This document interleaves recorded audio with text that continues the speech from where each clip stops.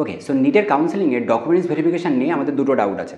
একটা হচ্ছে ডকুমেন্টস ভেরিফিকেশানের সময় কী কী আমাদের ডকুমেন্টস শো করতে হবে, আরেকটা হচ্ছে যখন আমি অ্যাডমিশন নেব কলেজের লিস্টে আমার নাম চলে এসছে সেখানে কী কী ডকুমেন্টস লাগবে। দুটো জিনিস আমরা গুলিয়ে ফেলছি, আগে অলরেডি দুটো ভিডিও দেওয়া আছে, তাও অনেকের কনফিউশন হচ্ছে। দ্যাটস আমি একটা সেপারেট ক্রিস্টাল ক্লিয়ার ভিডিও বানিয়ে দিচ্ছি যেখানে শুধু ডকুমেন্টস ভেরিফিকেশানে আমাদের কী কী নিয়ে যেতে হয়, এবং আমি অফিসিয়াল যেটা নোটিশ লাস্ট ইয়ারের নোটিশ আছে সেটাও দেখাবো, তাহলে ক্লিয়ার হয়ে যাবে আরও যে সত্যিই ডকুমেন্টসগুলো লাগে কিনা, না জাস্ট এলোপাথারি আমরা বলছি। ওকে, তাহলে চলো প্রথম দেখো, এটা হচ্ছে আমাদের নোটিশ যেটা লাস্ট ইয়ার বেরিয়েছিল। জাস্ট হচ্ছে একটা ছোট্ট পোর্শন স্ক্যান কপি, কোয়ালিটি খুবই বাজে, এটা আমি ভালো মতো টাইপ ফরম্যাটে লিখে রেখে দিয়েছি। এখানে দেখো পারলে এখান থেকে যদি পড়তে পারো তাহলে পরপর দেখে নিতে পারো, এটা লাস্ট ইয়ার নোটিশে বেরিয়েছিল আমাদের কী কী ডকুমেন্টস লাগে তার উপরে কী কী লেখা ছিল সেটা একটু ডিকোড করি।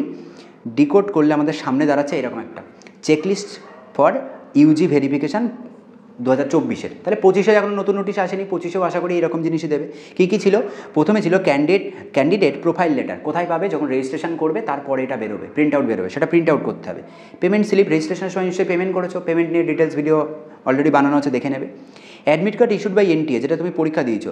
র্যাঙ্ক কার্ড, এটা লাগবে। এজ প্রুফ, এজ প্রুফের জন্য জেনারেলি কী লাগে? মাধ্যমিকের যেটা পাস সার্টিফিকেট আর মাধ্যমিক যে অ্যাডমিট কার্ড আছে তো সেটা প্রুফ হয়। তো one of the 3 ID, voter Aadhaar আর পাসপোর্টের মধ্যে যে কোনো একটা আইডি প্রুফ তোমাকে দিতে হবে ক্যান্ডিডেটের জন্য।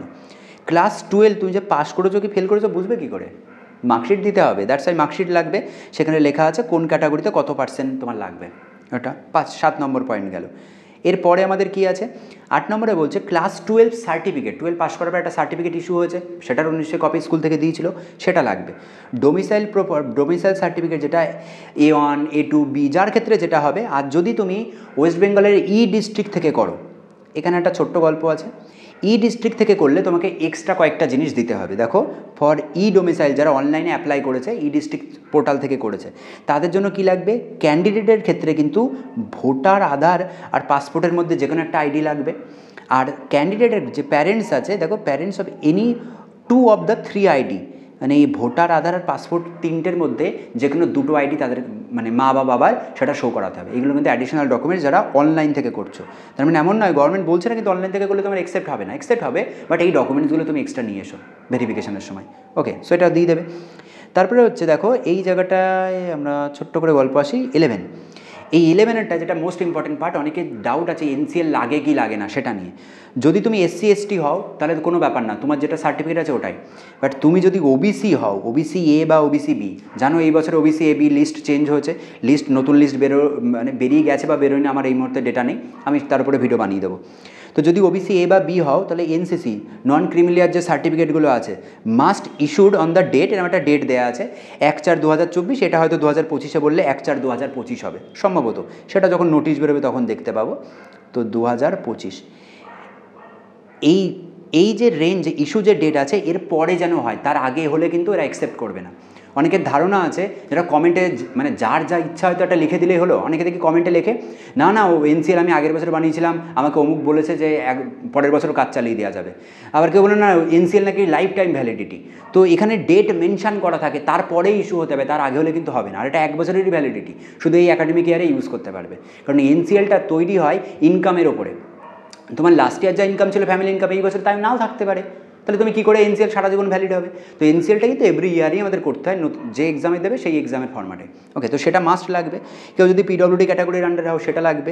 EWS সার্টিফিকেট, এটারও দেখো অ্যাভেলেবেল মানে ইস্যু ডেট বলা থাকে, তারপরেই বানাতে হবে, তার আগে হলে হবে না। And also medical fitness certificate, এটাও নিয়ে অনেকের ডাউট ছিল যে মেডিকেল ফিটনেস সার্টিফিকেটকে আদৌ দিতে হবে কি হবে না, অ্যান্সার হচ্ছে ইয়েস, দিতে হবে। তো সেটা এখানে লাগবে। আর কি কি জিনিস আমাদের এখানে মাথায় রাখতে হবে? Character certificate, migration gap certificate, এইগুলো নিয়ে বড় কনফিউশন। স্যার কখন লাগে? বেসিক্যালি এগুলো লাগবে যখন তুমি কলেজে গিয়ে অ্যাডমিশন নেবে, তার আগে কোথাও লাগবে না। ডকুমেন্টস ভেরিফিকেশনের সময় এগুলোর কোনো দরকার নেই। ওকে, সো আর এখানে বারবার দেখো ইনস্ট্রাকশনের লাস্টে লেখা ছিল তুমি যখন যাবে ভেরিফিকেশানে অবশ্যই 2 সেট, দুটো করে সেট বানিয়ে নিয়ে যাবে, একটা অরিজিনাল কপির আর একটা জেরক্স। বাট এখানে আমি রেকমেন্ড করবো আর 2 কপি করে জেরক্স সেট বানাও আর একটা করে অরিজিনাল সেট, কারণ বলা যায় না এখন বর্ষাকাল, ধরো 1 মাস পরেও তো তখনই তো বর্ষাকালই থাকবে, তো যদি বৃষ্টিতে ভিজে যায় নষ্ট হয়ে যায়, সবসময় 2 সেট করে জেরক্স নিয়ে যাবে, সেটা এখানে লেখা আছে। তো বলছে মেনটেন প্রসিডিওর যা যা আছে সেগুলো মেনটেন করো, যাতে অফিসিয়ালদের সাথে কোঅপারেট করো, যাতে আমাদের কাজগুলো স্মুথ হয়। ব্যাস। তো এই হচ্ছে আমাদের কাজ, যেগুলো আমরা মেনলি এখান থেকে করব যাতে স্মুথলি আমাদের অ্যাডমিশন ক্লিয়ার হয়ে যায়। আর একটা ডকুমেন্টসও ছাড়বো না, কোনো এক্সট্রা মাথা খাটানো যাবে না, বুদ্ধি খাটানো যাবে না, না ওই ডকুমেন্টস লাগবে না, বোধহয় এটা লাগবে, বোধহয় টোধহয় না, যা লিস্ট দেওয়া আছে এটাই লাগবে তোমার। এর থেকে পারলে আরও 2-3টে বেশি ডকুমেন্টস নিয়ে যাও, বাট কমাবে না কিছু।